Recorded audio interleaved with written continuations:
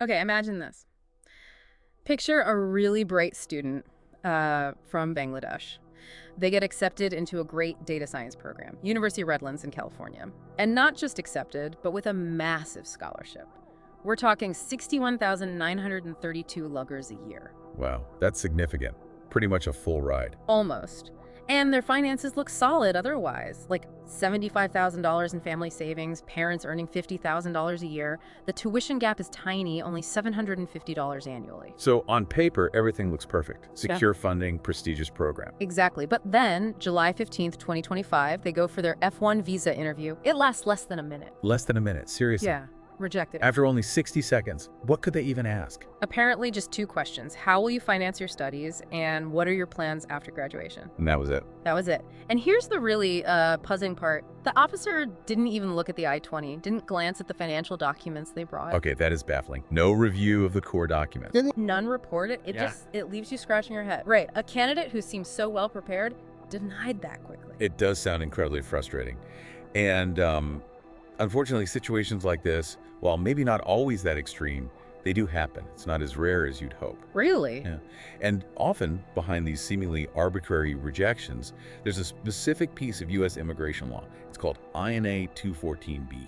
INA 214B. Okay. So today, let's really unpack this fascinating case. Let's try to understand why someone so well prepared might get denied.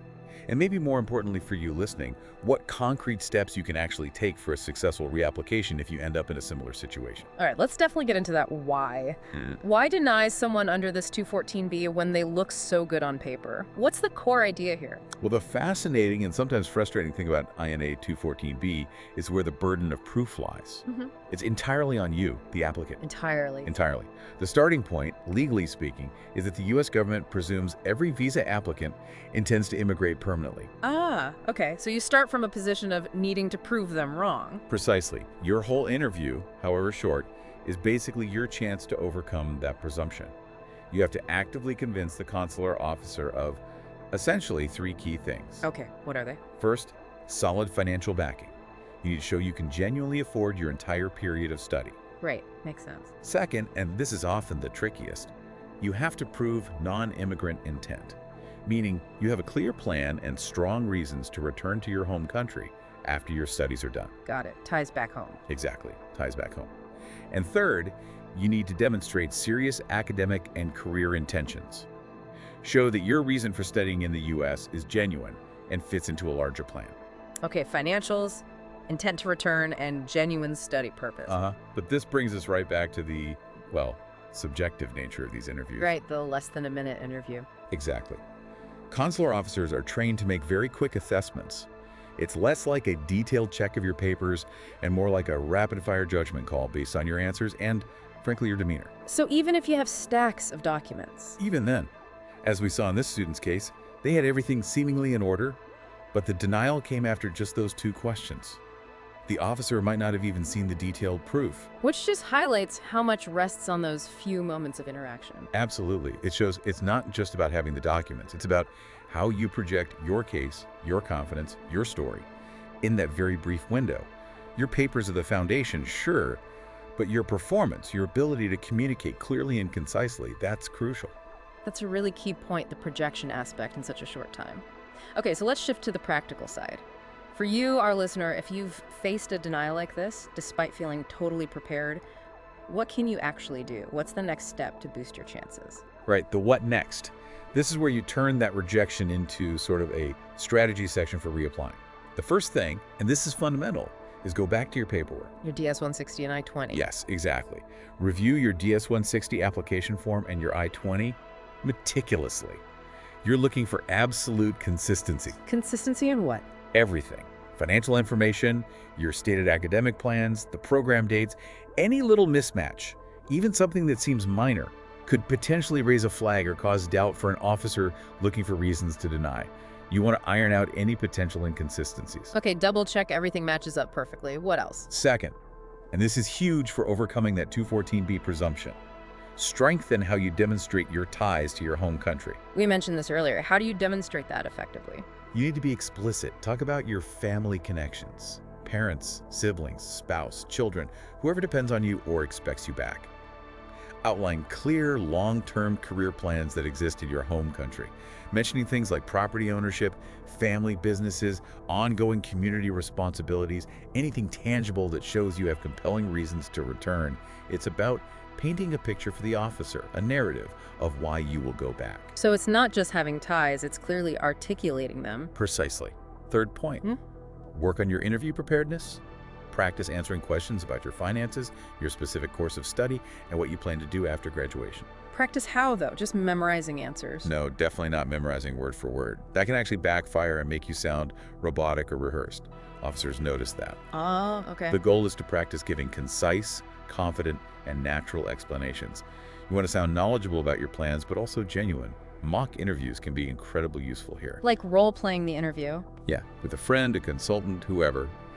It helps you get comfortable, refine how you phrase things, and make sure you sound coherent and enthusiastic, not just nervous or reading from a script. Makes sense. Get the delivery right. What's next? Fourth, reapply thoughtfully.